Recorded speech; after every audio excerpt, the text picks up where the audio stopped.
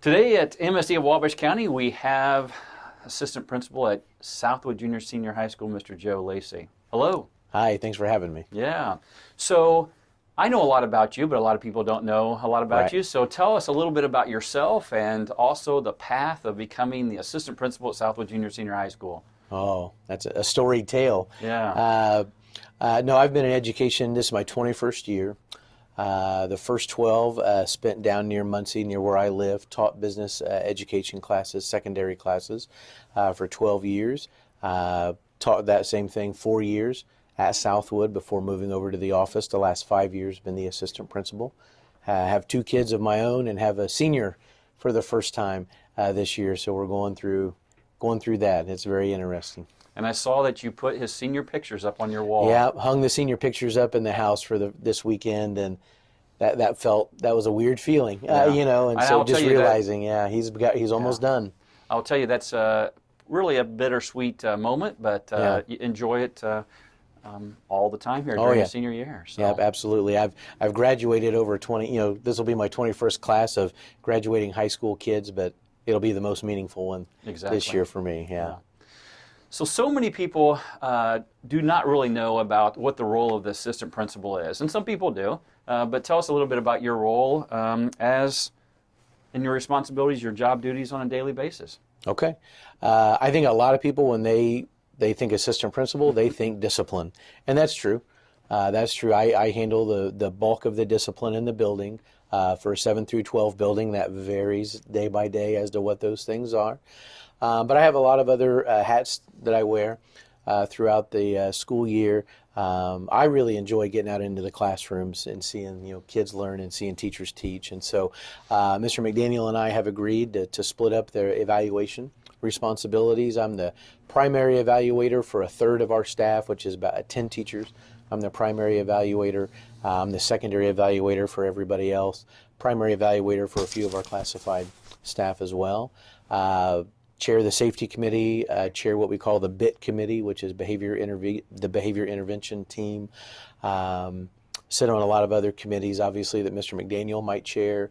A lot of the safety things I would pretty much be the lead on right now. I think Mr. McDaniel and I both really take the lead when it comes to safety. That's obviously very, very important.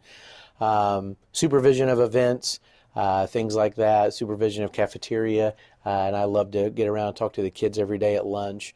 And so it's more than just discipline. I know a lot of people think the old term vice principal, just deals with that. And I do a lot of that, like I said, and also attendance. Attendance falls on my shoulders, the bulk of that, which has been a really crazy thing this year. Mm-hmm. So, yeah. Well, I'm glad you mentioned the vice principal because we've talked about this before, but my dad was a band director at Southwood Jr. Senior High School for 29 years and also the vice principal, so they were in charge of vice.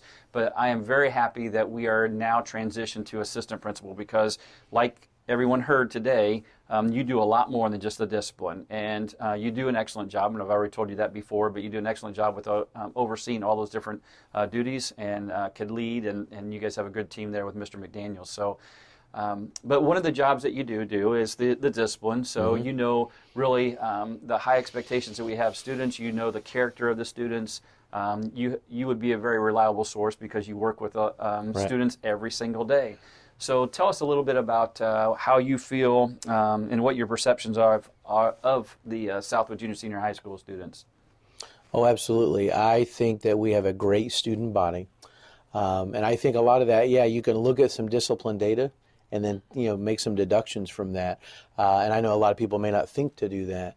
But Mr. McDaniel and I joke about a story. When he was the assistant principal, I was still in my role as a teacher. I was down at lunch duty, helping supervise lunch, and so was Mr. Dale, a teacher of ours that's been there for a long time. And one group of kids got up to leave, another group's coming in, and Mr. Dale was kind of crabbing around, and Mr. McDaniel said, "Hey, what's wrong?" And he says, "All these kids need to push in their chairs." To the tables when they leave, which is true, of course. But I know Mr. McDaniel and I joked right there because we were both newer to the corporation at that time. Actually, Mr. McDaniel and I were hired the same year in our roles at that time, and we joked about, if pushing in chairs is one of the worst things going on here in the building, we've got it pretty good. But No, I really do think that the families, the character of the kids, a lot of the families I've gotten to know, great families. We have really, really good kids. Um, when I look at data, I look at discipline data every quarter, every grading period. I run some reports based on that just for myself and for some committees we have to take a look at things. And always, and I think it even held true when Mr. McDaniel was the assistant principal, the 5 years now that I've been assistant principal, every quarter our top two referrals, disciplinary referrals, are tardies and unexcused absences. And so I thought, if our biggest discipline problem is attendance, then we're doing pretty good. I mean, obviously we have some things that come up every once in a while where maybe suspensions and things may be looked at, things like that. I really enjoy the role with discipline because it's not only, the kid made a mistake and there's going to be a consequence, what needs to happen to help them learn, but to talk them through that, to make sure they understand, what they did, what they could do better next time, and the goal of obviously then this not happening again. And so I've really enjoyed the kids, and I realize, like I said, I've probably got it pretty good if you want to look at much larger districts. I know Mr. McDaniel and I both come from a much larger school before we came to Southwood, and I can tell you that there were much larger discipline problems, and the brevity of them sometimes would really leave you speechless. And so I think at Southwood we've had very, very little of that, those type of things. And so I've really enjoyed that part of it too, where, like I said, when there's somebody in my office, it's not normally for, this a really, really bad mistake. But kids are going to make mistakes. We all do. Adults too, and so I just like to help them grow through that. But I do think when you look at that data and look around at what our actual discipline referrals are for, it speaks to the character of the families. It speaks to the character of the morals that the kids have, that the families have instilled in them. And I think we've got a great community at Southwood. At MSD, of course, our schools, that's a high priority for us. So can tell us more about some of the ways Southwood is being proactive in helping students be successful.